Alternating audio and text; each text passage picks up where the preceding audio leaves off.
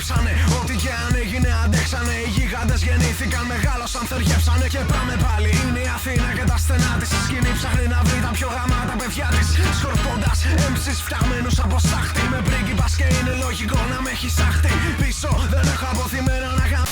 Δεν χρειάζεται να πω για γκόμενες για να πουλήσω αστυνομία και εκκλησία. Με ψάχνουνε ακόμα. Κάποιος είπε για κάποιο γεράκι που έπεσε στο χώμα. Και πάμε τώρα, έλα να νιώσεις την τρέλα. Είναι η ώρα για να πέσουνε βόμβες, κράτα ομπρέλα. Όλοι θέλανε το στοίχημα στο γκρουπ την αράδα.